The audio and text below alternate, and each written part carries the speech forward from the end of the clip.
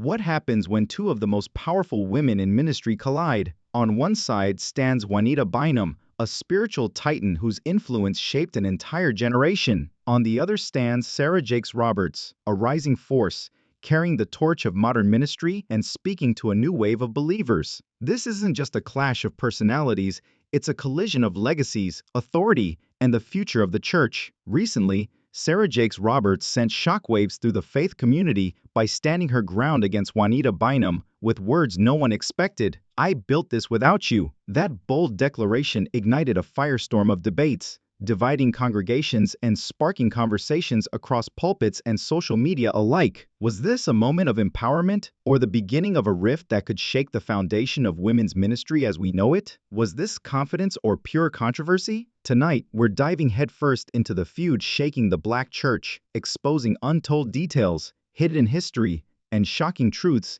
that could forever change how you see both women.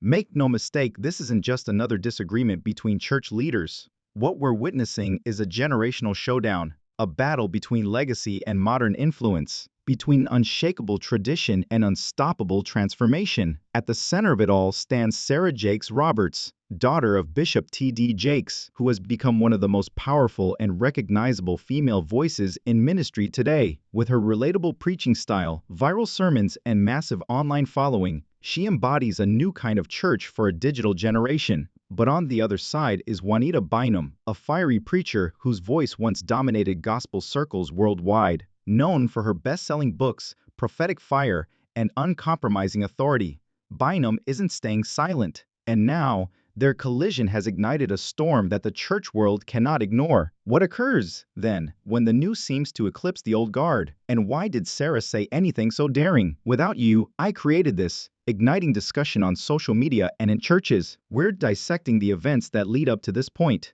Sarah's ascent to fame, Juanita's indisputable legacy, and the contentious altercation that has everyone talking in this video. And before you click away, stay put, because we'll show you later how this fight relates to more serious problems within the church that nobody is talking about in public. You won't believe what has been said behind closed doors, I promise. Today, when people think of Sarah Jakes Roberts, they frequently picture the polished speaker, the self-assured preacher, and the best-selling book who has captured the attention of millions of people. But we must go back to the beginning of her journey in order to fully see why her audacious declaration against Juanita Bynum resonated so strongly. Sarah was born into a royal family in the ministry. Many people thought her path would be easy because she was the daughter of one of the most powerful pastors in the world, Bishop T.D. Jakes.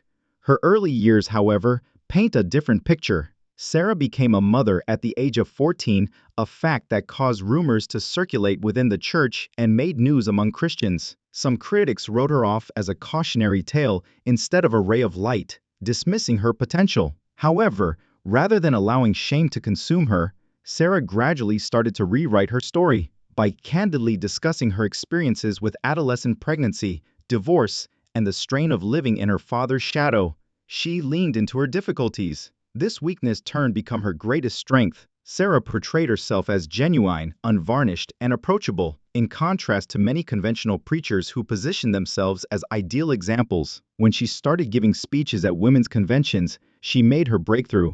She blended personal anecdotes with biblical principles in plain language, rather than utilizing complex theological jargon. In ways they had never experienced before, women of all ages, especially millennials and Gen Z, felt seen and understood. Social media users began sharing clips of her sermons. Soon after, she started her own ministry called Woman Evolve, which quickly became a worldwide movement. Phrases like "Woman Evolve" and "Don't settle for less" became catchphrases for a generation of young women looking for religion without passing judgment. Her books reached the top of bestseller lists, conferences sold out, and her YouTube sermons received millions of views. Sarah had developed into a cultural voice that connected faith with contemporary life. Not merely a preacher. This is where the tension starts, though. Her ascent began to be questioned by some in the conventional church community. Was she evolving from a preacher to a motivational speaker? Was her theological profundity overshadowed by her popularity? Above all,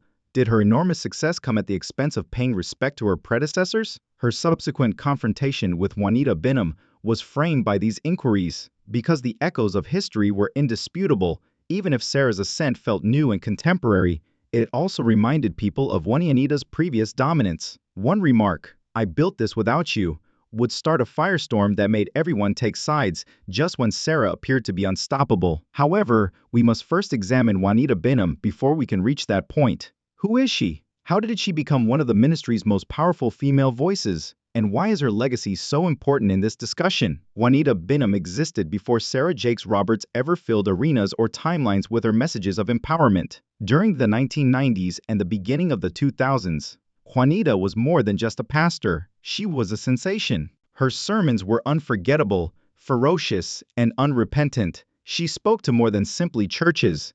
People talked about her for weeks because she controlled the mood and changed rooms with her presence. No more sheets. One of her most well-known sermons was more than just a statement. It turned into a moment of culture.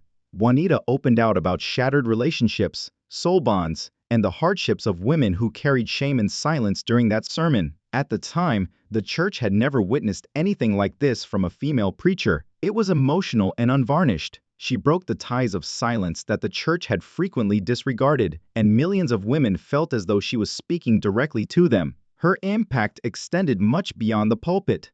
She became one of the most well-known prophetic voices of her time, a gospel recording artist, and a best-selling author. She was interviewed by big networks, asked to appear on television shows, and even collaborated with well-known pastors on significant ministry events. Juanita Bynum was regarded as one of the most influential women in ministry globally at her height. But there was disagreement surrounding her tale as well. Both Christian and secular media outlets carried stories on publicly reported hardships, such as a tumultuous marriage that ended in scandal. She became a target because of the same openness that had made her relatable. Juanita's reputation as a pioneer for women in ministry, however, endured in spite of these obstacles. She still had influence despite having been through fire. It becomes impossible to overlook her relationship with Sarah Jakes Roberts at this point. Many onlookers saw Sarah's audacity, relatability, and capacity to engage women in dialogue about faith and healing as strikingly comparable to Juanita's ascent decades before. While the younger generation may not recall Juanita's ministry's heyday, the elder generation most definitely does. Therefore, when Sarah said, "I built this without you," it wasn't merely a sentimental declaration. It seemed like a rejection of the basic basis that had enabled Sarah's platform to those who had been Juanita supporters for years. Ultimately, Juanita was among the women who paved the way for the inclusion of female voices in the pulpit. Would Sarah even have room to flourish in ministry today if there weren't pioneers like her? On social media, this subject generated contentious discussions. Some supported Sarah, claiming that her success was due to her hard work and genuineness rather than the heritage of others. Others agreed with Juanita and insisted that the sacrifices made by those who came before them should never be forgotten by contemporary preachers. The drama gets more intense at this point. Rumors circulated that Sarah's remark did not sit well with Juanita herself. She hasn't gone on a full-scale public tirade, but people close to her said she felt disrespected. That kind of tension doesn't last long behind closed doors in the church community. But what specifically prompted Sarah to make such a daring claim? Was Sarah's annoyance with the way the old guard perceived her ministry more broadly, or was it a targeted shot at Juanita? We must investigate the hidden dynamics between the new generation of digital age ministry leaders and the older generation of preachers in order to provide a response. And believe me, this is the point at which things become even more explosive. We must zoom out to fully understand why the friction between Juanita Bynum and Sarah Jakes Roberts has become such a hot topic. Because there are more than two ladies involved, it concerns a complete change taking place in the ministry. It's causing churches to reconsider how faith is expressed in the contemporary world, splitting congregations and sparking online discussions. The Black church followed a particular rhythm for decades. From the top down, authority was distributed. Long-standing prophets, bishops, and elders guarded the spiritual power. They didn't only expect respect, they demanded it. Before ever being given the opportunity to speak, a young preacher would typically have to serve under leadership for years, demonstrating devotion and commitment. It was a methodical, gradual procedure. Additionally, it controlled innovation while preserving tradition. The new generation is here. The rules are being rewritten by preachers like Michael Todd, Sarah Jakes Roberts, and others. They didn't always wait for approval. They created platforms through conferences, Instagram, podcasts, and YouTube. Bypassing the outdated systems that once decided who was eligible to lead, they established a direct connection with audiences. They convey shorter messages. Their reach goes much beyond the confines of a church, and their manners more informal. This change has been welcomed to many younger believers in ways they have never experienced before. They feel seen, understood, and involved. They see Sarah as credible since she can discuss relationships, mental health, self-worth, and even her own faults. She walks beside them rather than lecturing them. Here's the issue though. This new wave feels like rebellion to some older people. The growth of social media preachers, in their opinion, is disrespectful to the sacrifices made by those who toiled for years in obscurity. They believe that serving in the ministry shouldn't be attractive or fashionable. It is believed to be sacred, tried, and authorized by the previous elders. And that's precisely why Sarah's remark, "I built this without you," came as a shock. It represented the new generation's proclamation of independence, whether she was addressing Juanita Bynum specifically or expressing freedom in general. Millions of young women who feel undervalued or ignored can relate to the audacious declaration. I didn't need the old system to validate me. I found my own voice, built my own following, and created my own path. However, Juanita, who fought fights Sarah never had to, recalls the days when women weren't even permitted to hold certain pulpits, and has personal experience with the costs of breaking down barriers, finds it particularly painful. The gap between generations is not new. It is seen in politics, music, and culture. However, it has a spiritual significance in the church. While the new wave feels God is doing something new and departing from ancient customs, the old guard feels they possess an anointing that should be honored. Both sides assert that God is in charge. However, each frequently believe that the other is missing the point. The debate erupts at this point. Some churchgoers contend that in order to honor Juanita's legacy, Sarah needs to publicly recognize her as a pioneer. Others say that Juanita should rejoice in Sarah's accomplishment as evidence that her own efforts created the groundwork for the future, rather than feeling denigrated. Reconciliation between the new wave and the old guard, however, is rarely simple, as history has demonstrated, and what begins as a statement can turn into a full-fledged feud when pride, heritage, and influence are involved. This leads us to the crux of the issue. When Sarah said those remarks, what was she specifically reacting to? Was she being openly criticized behind the scenes by Juanita Bynum? Or was Sarah talking about something more significant? A whole generation of detractors who think she is unworthy of her position. The events have the answers, the discussions that preceded this tipping moment, and the story becomes even more stunning than most people understand after we find them. Rumors have been going around in ministerial circles for months. Tension was simmering beneath the well-polished sermons and public smiles. Sarah Jakes Roberts, the rising star who made Woman Evolve one of the most well-known women's movements in the Christian world, was on one side. Juanita Bynum, a seasoned religious leader whose name still carried weight, was on the opposite side and had started to see that the younger generation was taking center stage. The conflict did not occur suddenly. It grew through little exchanges, remarks, analogies, and the strain of expectations that frequently permeate the Christian community. Many of Juanita's devotees started making comparisons, pointing out how Sarah's meetings, her teaching, and even the way she interacted with women reminded them of Juanita's period. Things became tricky at that point. Older voices started claiming that Juanita and other women were responsible for Sarah's platform. They maintained that without trailblazers shattering stereotypes, women would not have evolved, sermons would not go viral, and stadiums would not be crowded with women worshiping under the direction of a female preacher. Now, Sarah doesn't hesitate to confront difficult realities. She has made it a point to address critics head-on throughout her ministry, recognizing the discussions that others are too scared to engage in. But her annoyance began to flare when she heard the constant implication that she was only moving in Juanita Bynum's shadow. During one of her appearances, Sarah made the now famous, succinct, and unrepentant comment, "I built this without you."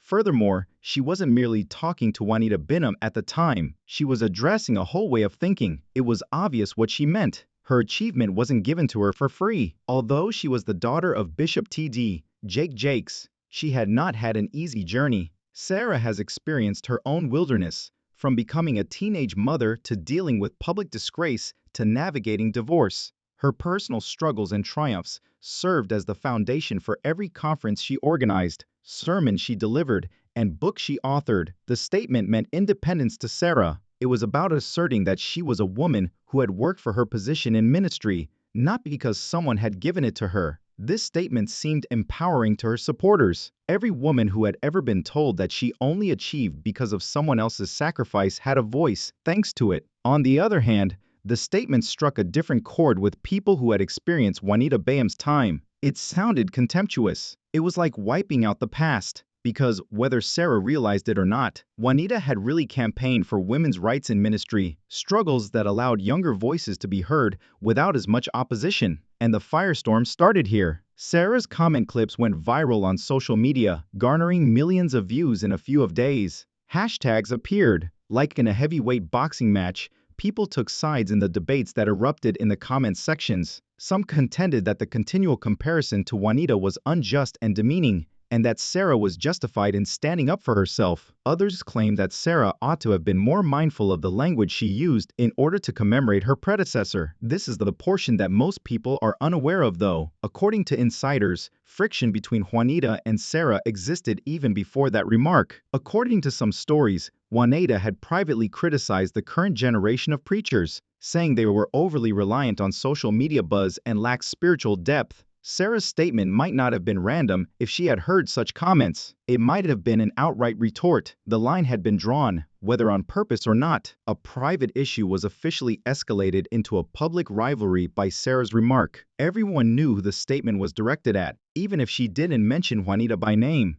However, this is just half of the story. What has been going on behind the scenes, in addition to what has been stated publicly, is what makes this feud even more fascinating. Unspoken rivalries, rumors, and secret discussions that show how profound this division actually is. And in the following part, we'll examine precisely that. Wait until you hear the rumors about what Juanita and her group have been saying. In response, if you thought Sarah's comment was audacious, it wasn't just a headline. When Sarah Jakes Roberts said, "I built this without you," it was a declaration that resonated throughout the nation's gospel networks, private ministry circles, and church communities. Juanita Bynum has made careful word choices in public, refraining from jumping into a straightforward reply. Insiders, however, claim that the tension has been much higher behind the scenes than what the public has witnessed. According to rumors circulated by those close to Juanita, she feels disregarded and even insulted by the way the younger generation has treated her legacy. She was, after all, among the first female preachers to garner international recognition. Long before viral stardom was made possible by YouTube or Instagram, she was packing arenas. She endured public disgrace, condemnation, and tears as a price. But she persisted. It hurts a lot to hear someone from the following generation suggest they did it without her. According to some accounts, Juanita has complained that Sarah and similar individuals have diluted the gospel by depending more on empowerment and inspiration than on the ferocious prophetic preaching that characterized her time. She sees Sarah as more than just a distinct approach to service. The kind of unadulterated spiritual authority Juanita feels the church sorely needs is being abandoned. Sarah's followers, on the other hand, have a totally different perspective. They contend that rather than honoring the fresh things God is accomplishing through them, the church community has a tendency to hold younger leaders captive to the past and insist that they constantly pay respect to their forebears. They point out that Sarah has never pretended to be flawless, that she has always been open about her difficulties, and that her relationship with millions of women speaks for itself. There are also others in the center, voices inside the church, who wish the two women would just get together, respect one another, and show solidarity rather than conflict, because Sarah and Juanita are battling for the same cause at the core of the issue: the restoration of damaged lives, the proclamation of the gospel, and the empowerment of women. Although their approaches may differ, their end objectives are the same. The dispute is still simmering, though. Social media merely serves to stoke the flames by magnifying every statement, video, and nuanced criticism made during sermons or interviews. Even if the public will never be privy to every private discussion, it is evident that this goes beyond a simple personality conflict. A clash of eras is occurring. The elder generation feels that their sacrifices should be respected and honored by the younger generation. The younger generation feels that they ought to be unrestricted by the past and allowed to choose their own course. Two women, Juanita Bynum and Sarah Jakes Roberts, are bearing the burden of what many consider to be the most significant generational transfer in the history of the contemporary church. Right in the center of this struggle, this goes beyond Juanita Bynum versus Sarah Jakes Roberts. It has to do with something far more important. It's about how the church deals with changing generations, how independence and respect clash, and how ministry women deal with the legacy of their predecessors. With her themes of transformation, self-worth, and hope, Sarah Jakes Roberts has emerged as a voice for the digital generation, reaching millions of people. In addition to being a daring show of independence, her admission that she founded her ministry without anyone's consent served as a reminder that the younger generation of leaders is no longer waiting for approval from the establishment. Conversely, Juanita Bynum stands for the hardships, sacrifices, and tenacity of a previous generation. Her ferocious preaching and unreserved ministry created the foundation for the success of women like Sarah. Her annoyance makes sense because pioneers are frequently ignored by history as the next big star emerges. Thus, the conflict between independence and respect, tradition and innovation, and legacy and evolution still exists. The question is whether this division will widen further or whether Sarah and Juanita will eventually be able to stand together as a symbol of unity rather than division. Time will tell. One thing is definite for the time being. This narrative is important because it makes us all consider how we may respect the past while looking to the future, and it pushes all believers to consider if we are erecting barriers or bridges. What are your thoughts? Did Sarah Jakes Roberts have the right to stand up for herself? Or did her disregard for Juanita Bynum's legacy go too far? Are Juanita supposed to feel disrespected? Or should she honor the torchbearers of the future generation? This is a worthwhile topic, so please share your ideas in the comments section below. Please remember to like, share, and subscribe if this breakdown opened your eyes so you don't miss any of our in-depth explorations of the narratives influencing modern society, religion, and society.